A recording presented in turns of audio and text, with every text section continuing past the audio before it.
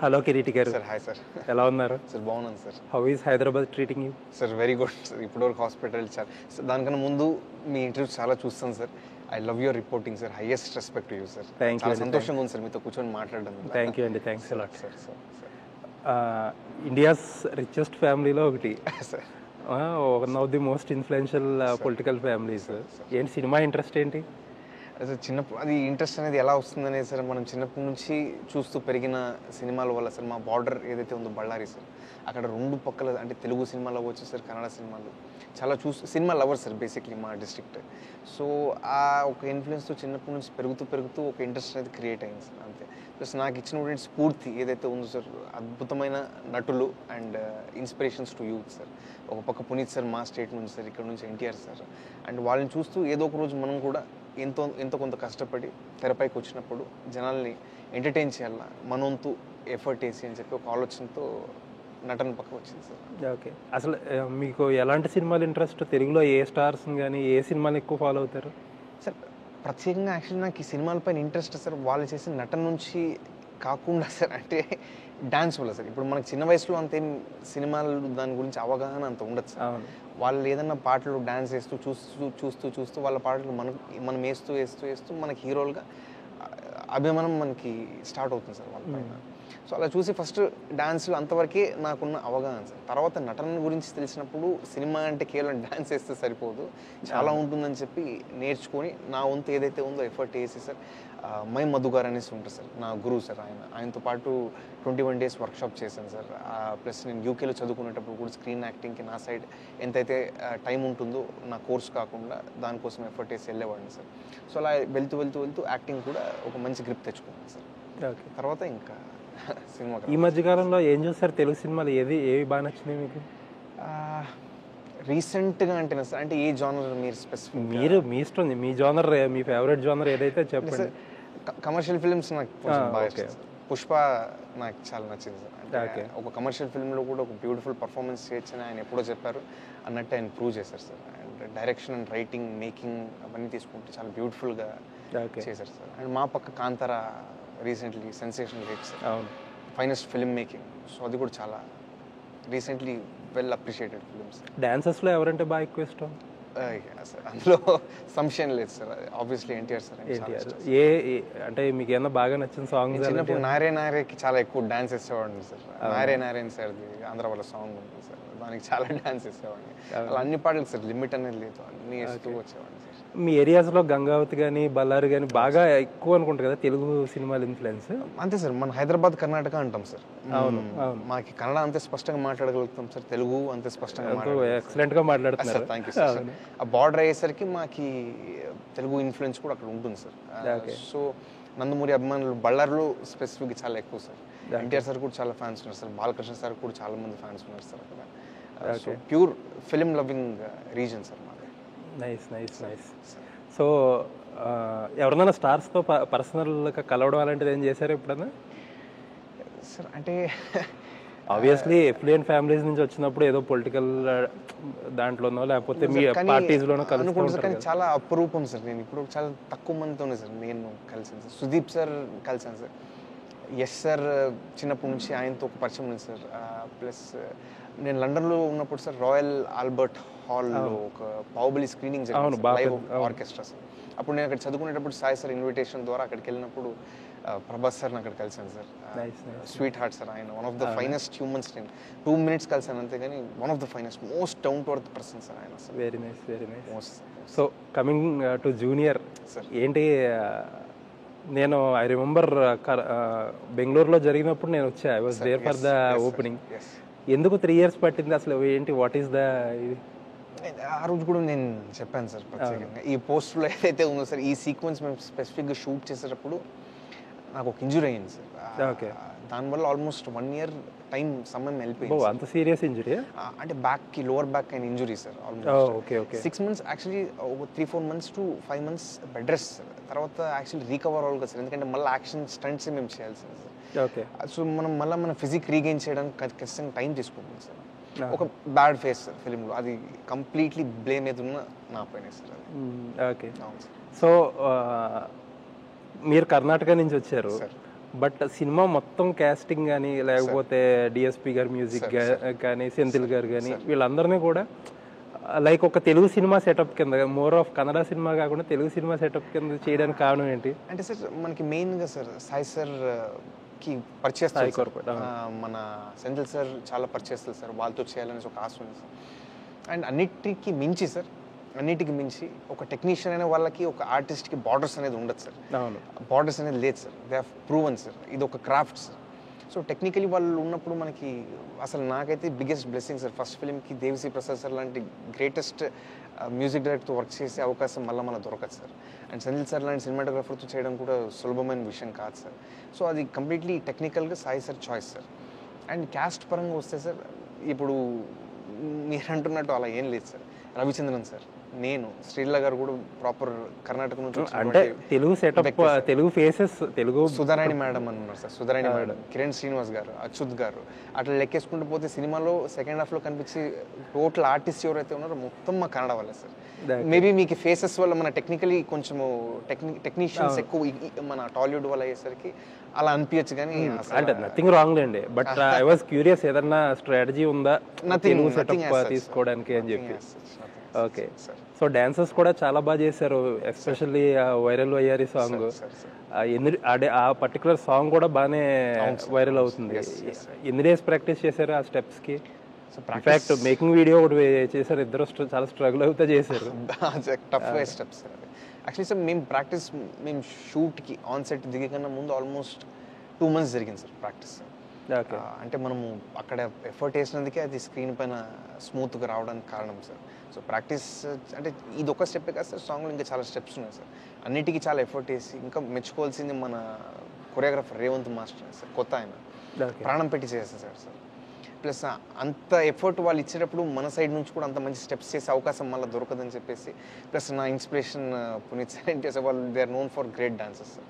So మనం నా side నుంచి 100% ఇచ్చి నేను చేస్తాను సార్. 2 months ప్రాక్టీస్ జరిగింది సార్. సో సినిమా చూస్తే ఎస్పెషల్లీ పాటలోనే మీరు చాలా కష్టపడ్డారు అని చెప్పి చెప్తున్నారు. ఈవెన్ ఇంజరీ కూడా అయ్యిందంటే 1 year గ్యాప్ వచ్చి ఇంజరీ అయితే ఆబ్వియస్లీ చాలా కష్టపడ్డారు.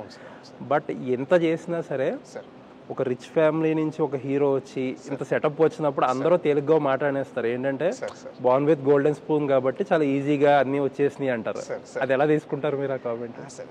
ఏ క్రిటిసిజం వచ్చినా నేను కన్స్ట్రక్టివ్గా తీసుకుంటాను సార్. అంటే ఒక ఆడియన్స్ ఎనీ కామెంట్ చేసినా సార్, ఏది చేసినా హైయెస్ట్ వాల్యూ ఇస్తాను సార్. అది మనల్ని క్రిటిసైజ్ చేసినా, మనల్ని తక్కువ చేసి మాట్లాడినా, పొగిడినా, ఏం చేసినా ఆడియన్స్ లేకపోతే ఏదీ లేదు సార్.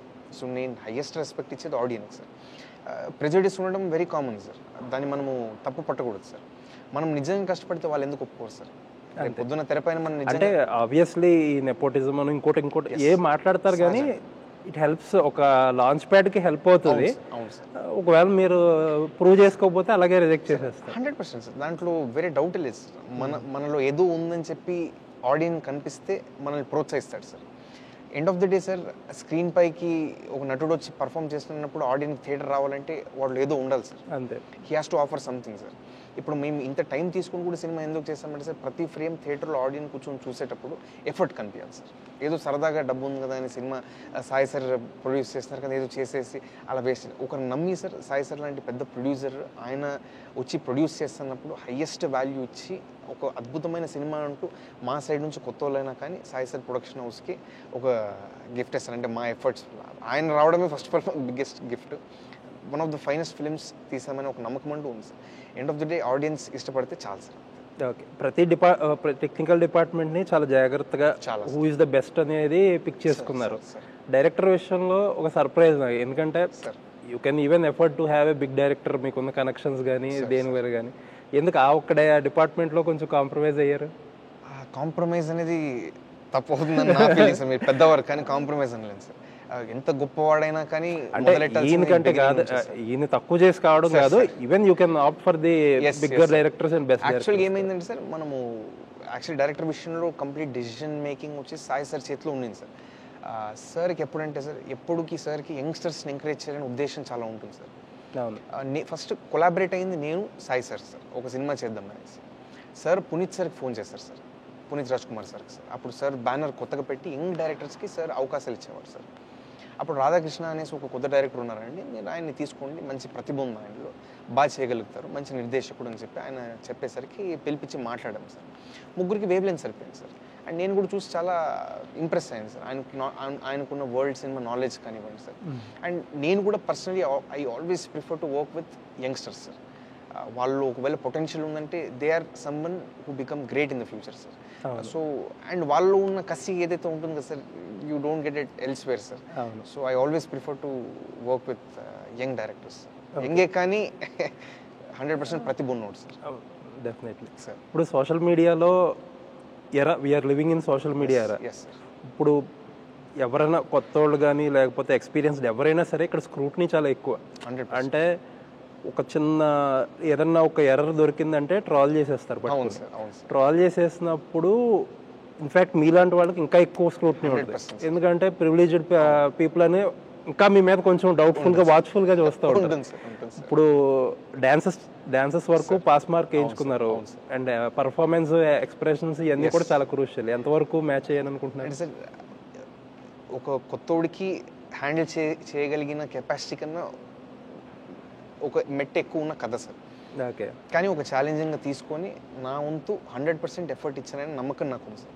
ఇప్పుడు సినిమా చేశాక sir, end of the day మొత్తం ఫైనల్ కట్ మనం కూర్చొని చూసేటప్పుడు మన ఎవరినైనా మోసం చేయొచ్చు సార్, ఆత్మసాక్షిని మనం మోసం చేయలేం సార్. నా ఆత్మసాక్షికి నేను వేసిన ఎఫర్ట్స్కి completely satisfied sir, more than satisfied. అంటే ఆ పాత్ర నాకు ఏదైతే ఒక నిర్దేశకుడు రాశాడో, నిర్దేశకుడు అవకాశం ఇచ్చాడో దానికి సంపూర్ణంగా న్యాయం చేశానని నాకు ఒక నమ్మకం ఉంది సార్. ఆ నమ్మకం నాకే కాదు సార్, టోటల్ సినిమా టీంకి అంతా ఉంది సార్. కోహెసివ్గా అందరూ ఎక్స్ట్రాడినరీ పర్ఫార్మెన్సెస్ ఇచ్చినందుకే ఈరోజు ఈ సినిమా ఒక మంచి హిట్ అవుతుందని ఒక నమ్మకం మాకు ఉంది సార్. సో నేనైతే న్యాయం చేస్తానని నేను నమ్ముతున్నాను sir. End of the day biggest judgement ఇవ్వాల్సింది ఆడియన్స్, వాళ్ళని మించి ఎవరు లేరు sir. So end of the day వాళ్ళ డిసిజన్ ఇస్ అల్టిమేట్ అంతే సార్. సో జూనియర్ ఒక్క నోటీసబుల్ ఆస్పెక్ట్ ఏంటంటే, లిటరల్గా నా అబ్జర్వేషన్ ఏంటంటే మొత్తం హైదరాబాద్ అంతా జూనియర్తో పెయింట్ చేసేసారు. మొత్తం ఎక్కడ చూసినా, ఐమాక్స్ చూసినా, ఏ షాపింగ్ మాల్ చూసినా సరే ఎవ్రీవేర్ జూనియర్. అసలు మార్కెటింగ్ ఎంత ఖర్చు పెడుతున్నారు అసలు? అంటే నాకు యాక్చువల్గా ఐడియా లేదు సార్, ఎందుకంటే మార్కెటింగ్ డిపార్ట్మెంట్లో నేను ఇన్వాల్వ్ కాను కదా సార్, అది సాయి సార్ చూసుకుంటారు. ఫర్ ద రికార్డ్ ఏంటంటే ఈ మధ్యకాలంలో పెద్ద సినిమా కంటే ఎక్కువ విజిబిలిటీ ఉంది as of now. Happy sir, ఒక డెబ్యూటెంట్కి అంత విజిబిలిటీ చేయగలిగినారు సార్ అంటే అది more than happy sir. And it will invite audience sir. And audience వచ్చినప్పుడు ఖచ్చితంగా హ్యాపీగా ఫీల్ అవుతారు సినిమా చూసాను, నమ్మకం అంటూ మాకు ఉంది సార్. ఇప్పుడు ఏంటంటే సినిమాలో ఏదో ఒకటి అలా చేయడం జస్ట్ ఒక కోరిక ఉంటుంది అందరిలోనే, ఆ కోరిక తీర్చుకోవడానికా లేకపోతే you are seeing a career here? అంటే sir personally see a career here sir. అంటే కెరియర్ చేసుకోవడానికి అంటే ఇంత ఎఫర్ట్ పెడతా ఉండేది కేవలం కెరియర్ కోసం sir. End of the day sir మన ఏది ఉన్న డెసిషన్ అనేది ఆడియన్స్ చేతిలో ఉంటుంది సార్. సో 18th వాళ్ళ బ్లెస్సింగ్స్తో ఆన్సర్ దొరుకుతుందని. పాలిటిక్స్లో ఇంట్రెస్ట్ లేదా? ఫ్యామిలీ అంతా లిటరల్గా మీ మదర్తో పాటు ఉన్నారు, అందరూ ఉన్నారు సార్ పాలిటిక్స్లో. నాకు చిన్నప్పటి నుంచి ఎప్పుడు ఆ పక్క సమాజానికి మన నుంచి ఏదైనా చేయాలనే ఆలోచన ఉందే తప్ప సార్ అది రాజకీయ ద్వారానే చేయాలా అనే ఒక ప్రశ్న నాలో ఎప్పుడు ఉండేది సార్. మనం ఒక నటులై కూడా సమాజానికి ఎంతో ఇవ్వచ్చు అనేది నా ఒక నమ్మకం సార్. ఓకే. సో ప్రస్తుతానికి అయితే అలాంటి థాట్స్ ఏం లేవు?